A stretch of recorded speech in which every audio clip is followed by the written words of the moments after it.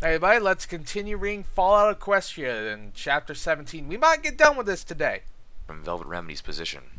She still had my combat shotgun, and with her second shot, one of the blood wings exploded in gore. I saw another flapping high into the air above her. A curving trail of smoke rushed up to meet it, Steelhove's missile exploding on impact. I try to held back the leathery beyond. wings fluttered downward, no sign remained It's of the 8 in body the they'd morning. once been attached to. With a thud, And it's my cold view of the as battle hell. was consumed by the face of a bloodwing as it landed on top of the tip of the Red Racer scooter and snapped at me with dagger-like fangs. Unable to see him, I almost lost my grip on Steelhoof's. The scooter gave a painful howl of metal scraping concrete. Fat, fat, fat. I missed. It was right in front of my face. I could smell its rancid breath, and I missed. Headbutt it. The bloodwing curled its wings in, pushing through the window as it bit at me. I felt the huge bat creature collide with me, the foulness of its stench making me choke. Its blood-seeking fangs scraped against my That's armor, rude, I trying shouldn't to yawn. sink in. It's I heard a shot from cold and Calamity, early. and the bloodwing let out an ear-rending screech. It backed out the window, looking for its attacker, and flowers of blood blossomed from 2 holes in its head as Calamity fired again. "Figured you might be wanting a spot of help there, partner," Calamity called out, tipping his hat as he flew by. Now, 4 bloodwings were chasing him. Ooh. Steelhooves had just made it across. I stared at the scooter. It had shifted from Steelhooves' weight. It looked even less stable than before. But Calamity was busy. I had to do this myself. "You can do this," I told myself aloud. It was your plan. Run after all. across. I stepped on the scooter, my legs shaking weakly. Why'd you have to look down, Pip? I was halfway across, drenched in sweat, moving an inch at a time when the bloodwing swooped down at me. I swung the zebra rifle up at my attacker and pulled the trigger. Fat, fat, fat. Stop The that. bloodwing screeched, bursting into Stop flame. that. Just go bang. My eyes widened or as the burning bat hurled pew. right at me. Breaking into a panic gallop, I raced for the end of the scooter. The burning corpse of the bloodwing slammed into the scooter behind me, Oh, dislodging God from the damn Ministry it. of Morale window with a terrifying squeal. I felt Run the your breakers ass, Lil racing Pip. across lurch away beneath Run my your hooves, ass leaving me in off. free fall. Wrapping myself in my own magic, I tried to push myself forward, adding to my momentum. By Luna's grace, I was diving towards a window rather than a concrete wall, and because the equestrian wasteland hated me, it was one of the only windows in the entire Red Racer factory with a still mostly intact pane of glass. Oh, that's gotta Glass hurt. slashed at me, my body erupting in points of fresh pain as I crashed through and landed hard, bouncing off of a table and crashing through several chairs. Everything went black. Little Pip is When I going to came be to- like half the pony she used to be at the end of this, isn't she? She's going to be like Big Boss in Phantom Pain. Just by the end of this, she's going to be literally half the pony she used to be. That's my prediction. I was in the remains of a conference room. My whole body ached. I was several floors separated from my friends. Enough time had passed for the party time mint out to wear off. And a manticore was sniffing at me. Oh. I moaned. I tried to push myself to my hooves, but it was too hard. I wondered what it would feel like to be eaten, and if the manticore would sting me first. Well, horrifyingly enough, we know from the latest episode that manticores can eat ponies whole without even chewing. So you're going into his stomach to be digested alive by stomach acid. So that's some horrifying shit. Down and bit into my mane, then lifted me up by it and started carrying me like a kitten. Oh, that's adorable. It hurt the back of my neck and scalp, burning, but it was hurting too much everywhere else to protest. The manticore turned and started walking out of a hole in the wall. I spotted my zebra rifle. I almost called it Twilight. I just want Little Pip to be treated as a manticore cub. Like, just the manticore adopts her. That would be the most adorable thing ever. Chairs and focused, floating it to me. The manticore either didn't notice or didn't know well enough to care. I realized I could just shoot it, but it was taking me someplace, and I was curious where. Might eat you alive. I needed to go someplace myself, and with any luck it would be the same someplace. Either way, as much as being carried by my mane hurt, I didn't want to walk anywhere either. Is there 2 fan art of floors this? later, I gotta found out see as it. the manticore stepped into the stairwell onto a balcony that overlooked the factory floor. Little, normal-sized red scooters were scattered everywhere in various states of assembly. Between the decayed conveyor belts and ancient... I'm sorry, but the cold makes me tired. When it's cold, I just get tired, and it's cold as hell. Like, it's been raining all week, like 5 days straight, rain, and it is freezing. But what I was about to say is, you mentioned a lot of red scooters, but isn't Scootaloo's scooter blue? Like, I remember the plots of nearly all the episodes, but was her scooter red at any point? I don't know. It's kind of weird to just go on about the red scooter. Dilapidated machinery. Some pony had set up cages. What? Many of them were filled with ponies. Most were filled with horrifically bloated, twisted, and deformed corpses that used to be ponies. What? The sight of them twisted my stomach and stabbed through my heart. What? Manticores moved freely between the cages, like guard dogs. What? My captor leaned over the edge of the balcony and opened its mouth, Why? dropping me through the open ceiling of one of the cages. I landed in a thin layer of hay with a heavy, painful thump. Gingerly, I accessed the inventory sorting spell in my pip buck and floated out the extra strength restoration potion I had pocketed back in Stable 29. I drank greedily and rested as my body began to It's mend. probably going to come up soon. No But I'm way, confused. I whispered as I looked at the cell across from me, on the other side of the conveyor belt full of scooter wheels. Inside was a familiar-looking sea blue mare. I whimpered. This couldn't be happening. She spotted me, which really wasn't surprising given my entrance. Hey! She pushed herself to her hooves and waved at me through the bars of her cage, whispering loudly. It's you! I looked up sorrowfully and added, I'm sorry, this is my fault. I should have stayed with you, seen you safely back home.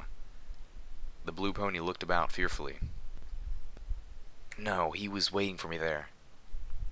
He? What? He who? He took every pony in Gutterville, she hissed fearfully. Rounded us up with these monsters of his. She looked me over. You still have your guns. When he come back, so you have to kill him. My mind was fogged from post-mental depression and stupidity. I raced to catch up. Who? What? And finally, why? The doctor, he's torturing us to death, she told me urgently. He says he's experimenting on us. The Takes villain a pony of back the into that other piece. room, and they scream awful, horrible screams.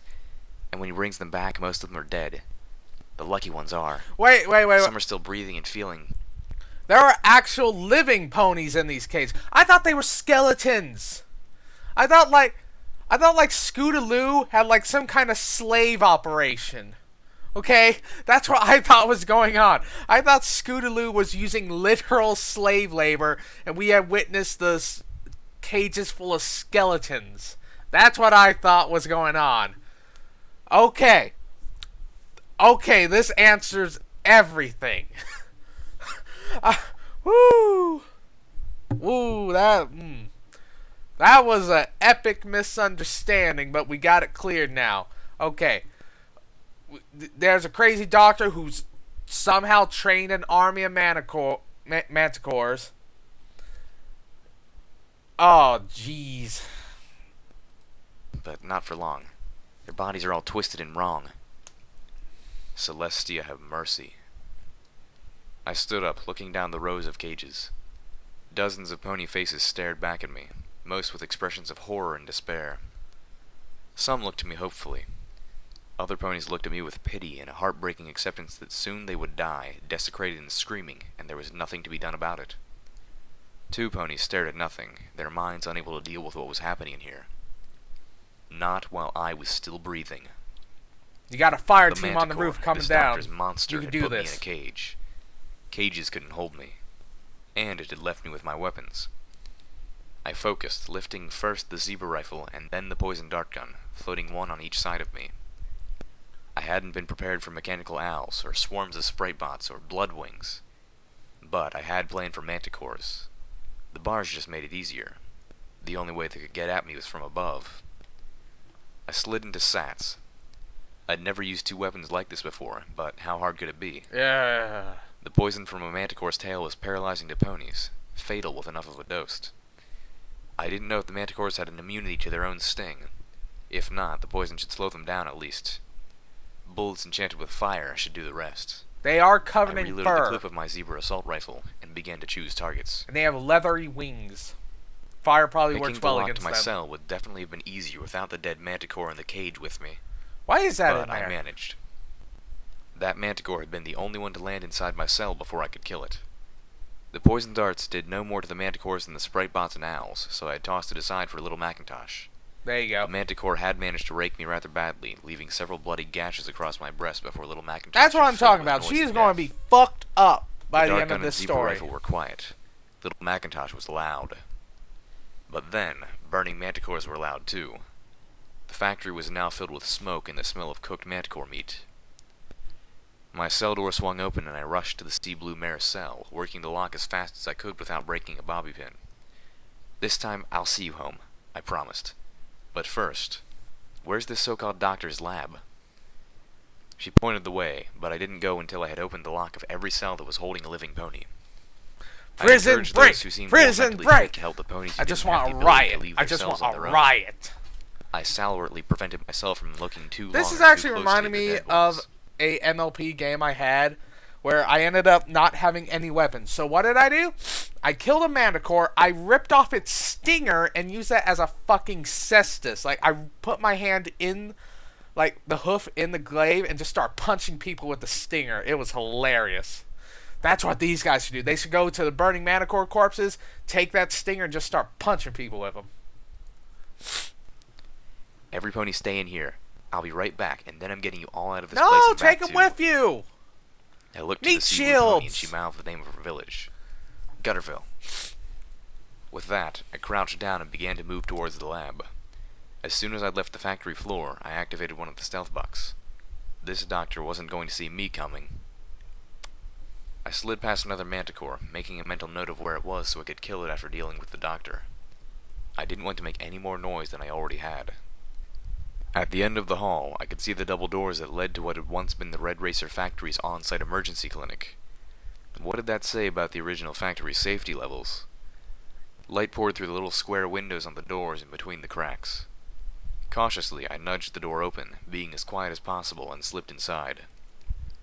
The rotting form of a ghoul earth pony in a lab coat was puttering around tables of chemistry sets and medical equipment. Several medical beds lined one wall, stained darkly with what was presumably not just blood. On the farthest one, a brown earth pony lay strapped, eyes wide and dead, a huge bubble having malignantly grown out of his chest. What the In the center of the room were the corpses of flayed open manticores. They looked like they'd been dissected. Along one wall hung dozens of manticore tails. In the far corner, barrels were stacked 2 ponies high. I hope we learn the point of these Each bore a medical yellow experiments. diamond-shaped label with dark purple warning symbols. Toxic magical byproduct, property of the Ministry of Arcane Sciences. Do not touch, breathe, or stare at. No, no, the ghoul doctor muttered to himself. I'm so close. The last batch almost worked. What am I missing? He trotted over to a terminal, trying to looking over screens of accomplish? data, then turned towards the pile of dead manticores. I can tell you right now, if you're trying to find an immunity to manticore venom, they are not the worst threat in the wasteland, dude.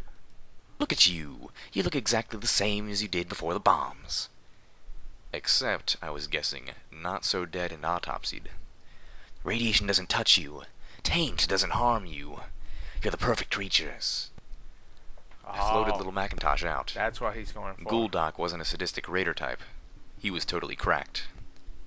I hesitated to shoot, letting him finish his disturbed rant.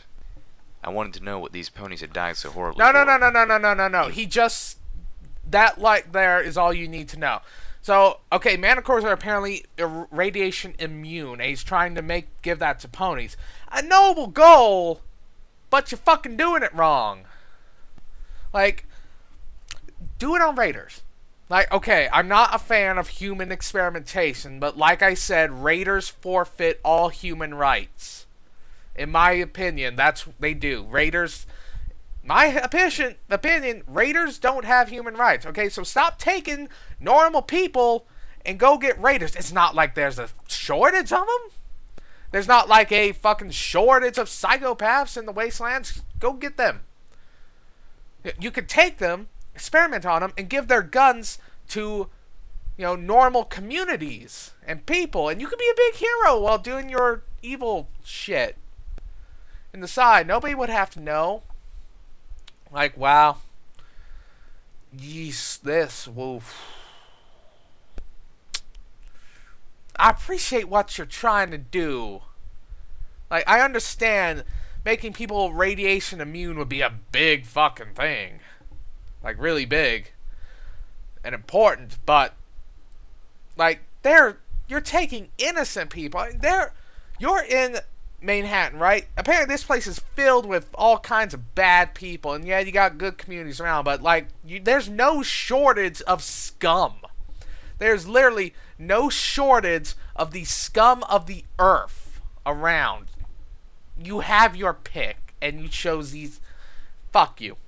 Lil Pip, secure the notes. Because, I mean, we might as well get something good out of this if it's possible. Even if I knew, it wouldn't make any sense. The doctor stopped, staring at the end of one of the tables.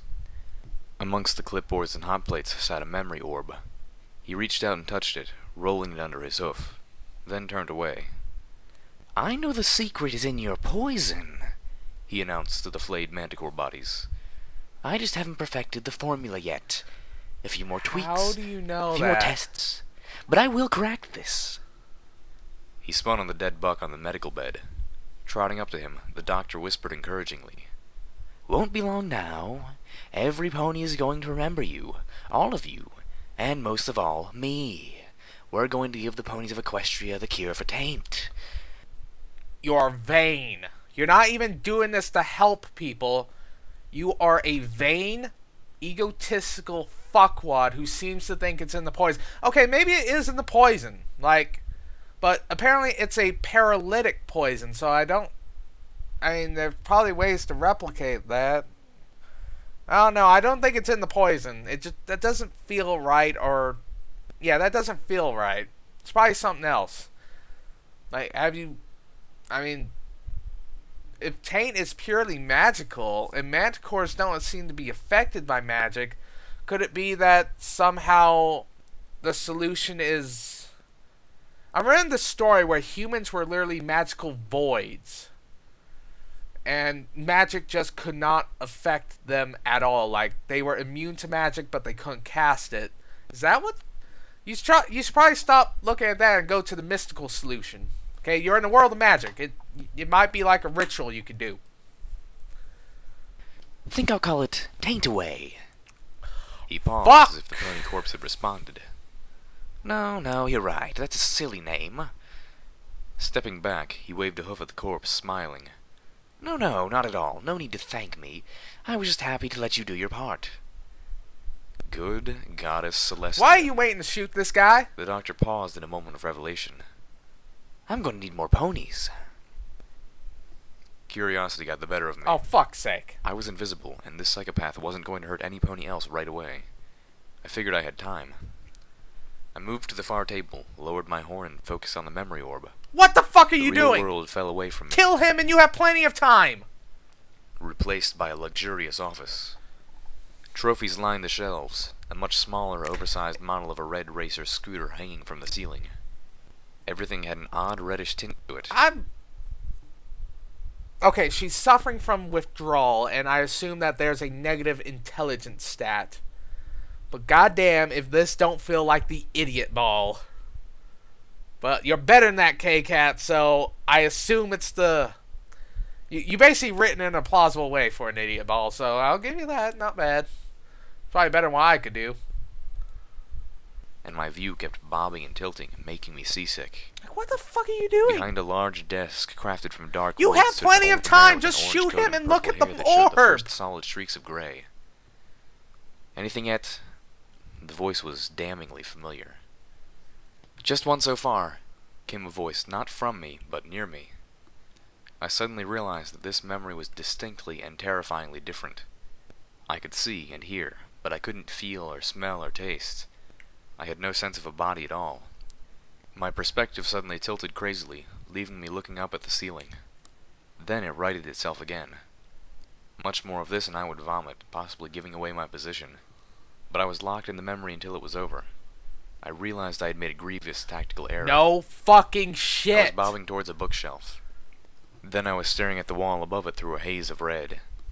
Slowly my view pivoted until I was looking into the face of a stern white unicorn with scarlet hair. What were you actually thinking? She stared right into me. Then her horn stopped glowing and the red haze vanished, leaving the room in sharp and perfect color. The unicorn trotted across the room, her horn beginning to glow again as she scanned over the furniture on the far side. When her horn passed near one of the lamps, there was a gleam of brilliant pink from it. The pink gleam flashed with the sound of a popping balloon and was gone. "This is the last one, Miss Scootaloo. Your room is clean of any Ministry of Morale snooping," the unicorn said. "Shall I send them in now?" Scootaloo nodded, grimacing. "Please. My friends have been waiting long enough." She watched the unicorn walk out of the office, then looked around with a sigh. Her gaze caught me. "Oh, Peekaboo," she called out after the unicorn. "You left your—" Her voice trailed off with a sigh. "Sparkle Cola." I was a Sparkle Cola? Is that possible? No, wait. I was a spy device planted inside of a bottle of Sparkle Cola. Scootaloo trotted over to me, leaning up and grasping what I now assumed was the top of a cola bottle, lifted it and carried me over to her wastebasket. My vision twisted weirdly as I fell, landing face up amongst her trash. She stared at me through the circle of the wastebasket, then trotted out of sight. I'm still really fucking the mad door that open. little Pip All I could see was decided the to ceiling. do this. Apple Bloom, Sweetie Belle, it's so good to see you two. Like, I why? mean, you have no idea, Scootaloo said. Why sounding didn't you relieved. shoot him? Then a tenseness crept into her voice. "You weren't followed, were you? No pony saw you?" "Good to see you, too," Apple Bloom said with a bit of cheer. "And no, we were careful. But do you really think it's a good idea to have a secret meeting a block away from the Ministry of Morale?" "You know, I chose this place thinking they would never expect any pony to plan something right under their noses. But Peekaboo found 2 more Ministry bugs in my office just before you got here." "Who's Peekaboo?" asked the sweet voice of Sweetie Belle. "Head pony of my personal security," Scootaloo answered, then stopped. "I hate this." "Scoots?" Scootaloo growled with frustration. "I hate all this hiding and sneaking around. It's not fun anymore." "It was never fun," commented Apple Bloom. "No, you're right, it's sick." Scootaloo stomped partially into view, waving her hoof towards her office window. Equestria "We're is having sick. clandestine meetings, creating new types of dual encryption, lurking about in unfinished stables, just to be able to talk freely to each other. These are the ponies I respect the most. 2 of them are your sisters, and we have to hide from them to get anything done." "Hey now, nothing wrong with Applejack. No, fuck you. Shit's wrong. Rarity's under pressure." Okay, maybe not with Scootaloo sounded Applejack, like she but... spit her bit. No, probably with Applejack, too. Everything's Okay, fucked in this granted, reality. Applejack hasn't really done anything bad. Oh, okay. And I'm proud to say that Rainbow Dash is still good too. But the others, Pinkie Pie, and really, Sweetie Belle, the Ministry of Image? What the fuck? "Stop talking about my sister like that." No, fuck you, Sweetie Sweetie Belle Belle. asked with an edge of warning in her voice. Yeah, we all know the score. No need to rub it in," Apple Bloom suggested. "Let's talk about something else." "Like the Manhattan stables?" Sweetie Belle prompted. "I hear you started sending ponies into them already." "Yeah, Probably a good why you idea. keep changing the designs of my stables?" Scootaloo sighed. "We've been over this, Apple Bloom. We have to sometimes change the stable layout and features to accommodate the experiments." "But my designs are perfect," complained Apple Bloom. "Exactly," retorted the purple-haired orange pony. "Your designs are always perfect. That's why every pony uses them. Your designs have single-hoofedly put terminals in every household." "Pfft. Terminals were an early design. Pip-bucks are much better." "But," Scootaloo persisted, "every stable can't be perfect. Not for the experiments to work." You are playing But with why not? people's lives. Scootaloo groaned, walking out of sight. Apple Bloom followed her, moving into view. I only saw part of her head, but she was a pretty pale yellow pony with a brilliant rose mane. I guessed she was the same age as the orange mare. "I mean, I know that if we ever have to use the stables, it's important to make sure the ponies don't just make the same mistakes after they get out. But it's just as important to make sure they get out, right? So I changed the design meant to optimize the chances of that. I don't get why." Yeah. Apple Bloom glanced down at me. "Hey, when did you start drinking Sparkle Cola again?" I couldn't tell if Scootaloo was annoyed or thankful for the change of topic. "I haven't. You know I can't touch the stuff after hearing about that accident at the plant. What? That was Peekaboo's." "Oh," Apple Bloom said, No. looking away. "And what's this about you calling ponies into the Manhattan stables already? The Omega protocols ain't even been activated yet." Well, you know how things are headed. Do you really think they'll get much of a warning when they do?" Enough for an evacuation? No. Sweetwell answered, no. And, okay, I'll be honest. I've begun to have second thoughts about some of the experiments, especially in the Manhattan stables. They're risky, Yeah. Scootaloo admitted heavily. I'd like to do a dry run, just to make sure there aren't any problems before the real thing. Applebloom cocked her head. But won't that tell every pony what we're up to? That'll ruin the experiments. She didn't sound like she wanted that any more than when Scootaloo people's lives are on the line, you double check your procedures. I know, Scootaloo stomped morosely. So, we'll keep the Manhattan ponies in their stables until the threat of the war is over. After that, it won't matter anymore. I don't think I can spin that, said Sweetbelle cautiously. They'll see us as evil ponies experimenting on helpless captives. How can we justify that if it turns out it wasn't needed after all? Because you are. Don't worry, You are. Scootaloo said solemnly. I've arranged things. The road to hell is paved in the best intentions. You may not realize it, but you are becoming evil masterminds experimenting on people in a dungeon. A very comfy dungeon, which I would probably design if I was an evil overlord, so they wouldn't want to leave, but a fucking dungeon. Like, you didn't even check your shit. Like, you didn't even, like, run a test run. You don't even have to use the actual ponies who are going to. You can use stable tech employees. Right? Tell them you're doing a test run for the stables. You know, right? Right? That would work. So that you two are in the clear. It'll all look like it was my idea. With a humorless chuckle, she noted, really, it kinda was anyway. Yeah. Scoots. Yeah, we can't let you do that. A hoof hit the desk with enough force to shake the trash basket. I was now staring at a wrapper from Cupcake Emporium. Yes, you can. Because you have to. Scootaloo's tone was fierce and, I suspected, on the verge of crying. We can't let this happen again. Rainbow Dash, Applejack, Rarity, Pinkie Pie, all of them. I love them too. But this thing they've created is out of control. And it's hurting everybody. Yes! And I can't let it happen again. Ever. Oh, did you lose your parents to the Ministry of Morale? It's not the happy, safe, pleasant world any of us grew up in. I don't understand how it could have gotten this way. How it could have gotten this bad. I know why. It's because nobody was willing to just sit down and compromise. It's because nobody said, you know what? Maybe we're going too far. You know, thing is, I love the memes that say I'll probably post it so you can see. Like, we've gone too far and we should have stopped, but let's keep going. I love those memes, but you really should have stopped. Like, eventually somebody's got to give. Whether it's you, whether it's them, whether it's a truce, whether a third party comes in, somebody has to stop.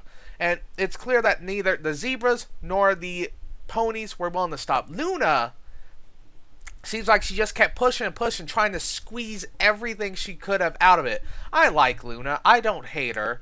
But she is that type of person. I mean, she's been on the moon for 1,000 years. She's probably used to things. I don't think Luna would ever actually be a good leader. I like her, but there's a reason Celestia's the boss. And, I know it's not canon, but this just kind of keeps confirming that idea that Luna's not a good leader. I don't think she would be. But, it's at the 30-minute mark, and otherwise, this won't really edit or record. But there's so little left. One needs to figure it out and fix it, and if I have to become the villain of the piece to do that, then I will. Guy Fawkes. Reality reasserted itself without forewarning, and I immediately knew I was in trouble. The memory had been far longer than the others. The invisibility spell had worn off. At some point, I had simply appeared in the room, transfixed by the memory orb. Now I was on the medical table, bound in chains. My weapons had been removed and stashed, probably nearby, but still out of sight. I was still wearing my armored utility barding. It was soaked in blood from the slashes across my chest, and I was woozy from loss of blood. The ghoul doctor trotted up to me. Oh, hello there. Back with me now? Good, good, good. Don't worry, you're going to help a lot of ponies. The doctor leaned out of sight. Why and didn't you turned just with a kill spoon in his him? mouth. He stared down at me, and continued to stare, and kept staring, frozen in place until the sea blue mare walked up, my poison dart gun in her mouth, and tipped the paralyzed doctor over with a nudge of her hoof. I gave her a thankful look. She turned, looked down, and started stomping furiously on the ghoul doctor. I heard the skull crack and splinter.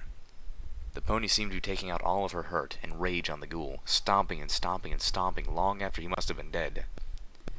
It took me a long time to float out my screwdriver and bobby pin and unlock each of my chains. They were easy locks, but I was wounded and alarmingly lightheaded. I broke 3 bobby pins before I was through.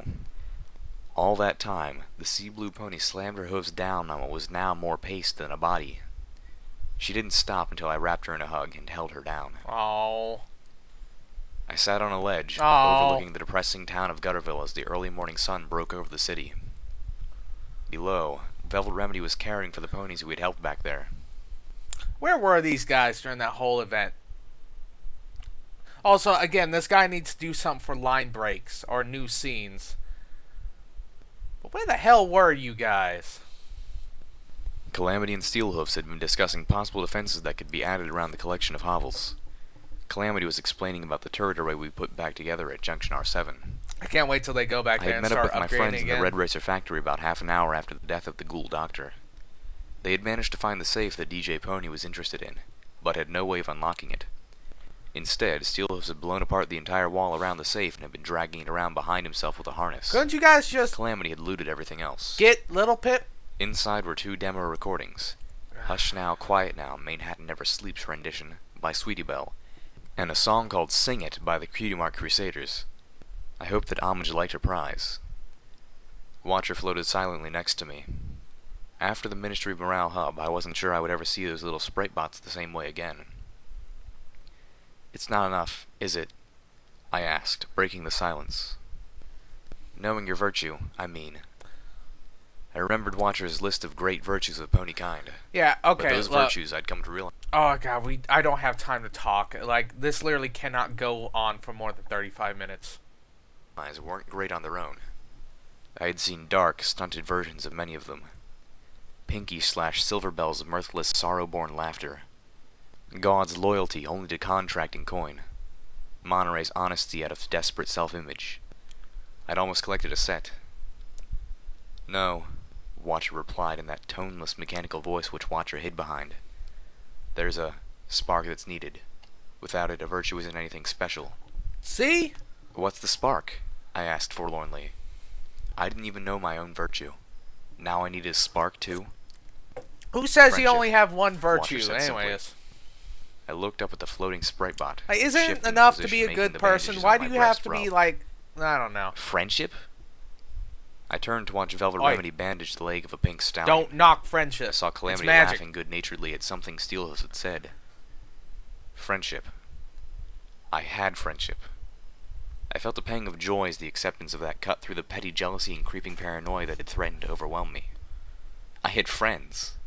You just You realized could say I've made a that, study of huh? the subject, Watcher admitted. Then, before I could ask, a static pop heralded Watcher's disappearance. The sprite bot floated away on tambourine music. Homage smiled, floating the 2 demos away from me. Thank you. All of you. DJ Pony's been waiting to hear these for a very long time. He can't tell you how much he appreciates this. Well, he could start by telling us himself, Steelhoof suggested dourly. Sorry, Homage apologized. He's very busy preparing the next news segment, but he sent me to make sure you know how thrilled he is, and to give you this. I love that accent. Homage's horn glowed as she guided the flex regulator to rest at Calamity's hooves. Ah, intoned Velvet Remedy with clear disappointment. I was hoping to meet him, and sing for him. I flinched, realizing I hadn't mentioned that to Homage yet. The pretty gray unicorn shot me a questioning look. Tomorrow, I stammered. I'm sure DJ Pony will have time for us tomorrow. And it has been such a long day. Do any of us really want to meet him without getting some rest first? I swallowed, looking hopefully to the others. And a bath? That sealed it for Velvet Remedy, Yep. who nodded primly. Oh, right. Whatever was I thinking? And don't you want to give that thing? I pointed to the arcane device as I spoke to Calamity. Good look over before we go anywhere? Oh god, this better end soon. Yep. Like we're reaching the limit for I looked at Camtasia. Steelhooves. I had nothing, but he seemed to get the hint and turned to leave. Coming with us, little Pip? I'll catch up, I offered, needing to hang back at least long enough to pitch the idea of Velvet Remedy's music to Homage. My friends walked into the elevator and turned around. Velvet was smiling at me, letting me know once again how thankful she was for our talk earlier, and for my forgiveness. Calamity gave me a tip of his hat. The doors slid close. The elevator began to descend, taking them downwards towards our suite. Thank you, Stable Dweller, Homage said softly. And that's for the demos. I've already heard from Gutterville. Remembering Watcher's trick when we first met, I felt a pang. Did you... know? But Homage's eyes went innocently wide. Oh, No. so If adorable. I did, I would have told you. Because if I had known, and had told you, I know you would have just gone in to help them. I nodded and smiled gratefully. I wished every pony treated me like Homage. So, Velvet Remedy, she any good? I grinned. The best. Direct descendant from Sweetie Belle. That caught Homage's attention. And she's not only inherited the skill, I think she's surpassed it. Well, then this I've got to hear. I poked my hoof at the floor, thoughts of Velvet Remedy filling me with melancholy. There was something I hadn't had the courage to ask before, and now my heart was aching to know. Homage, can I ask you a favor? Sure, the gray unicorn smiled brightly. What, have requests? I took a deep breath. Want to dance? This was going to be humiliating. But Homage had eyes almost everywhere. If anyone could find anything for me, it was her. You watch all over Equestria, the parts you can see, anyhow. Have you ever spotted a mare out there who, well, who might like me? Wow. I closed my eyes, That's almost where you drowning in went. embarrassment. That's where you... Yeah, I mean, that's a mare embarrassing. who likes mares who might like a mare like me? Every second Homage was quiet felt like an anvil falling on my head, followed by a hay cart, followed by a piano. How old is little... Homage said cautiously. Like, how old is she? I sagged, feeling both relieved but mortified. Then, could you point me in the right direction? Tell me where? I felt a hoof gently touch my shoulder. Straight ahead. Little Pip, I said I might. I turned to look at her, not quite comprehending. Then, looking into her eyes, I felt a spark of understanding. So Oh. adorable. I blinked, Okay, goddamn, expression this better softened. end right now. sensuously. The spark ignited into a fire. Oh. You catching Homage on. smiled beautifully. Thank you, Celestia. Thank God. It's over. Okay, that's all for this time. I gotta end this right now. See you in the next video. Bye.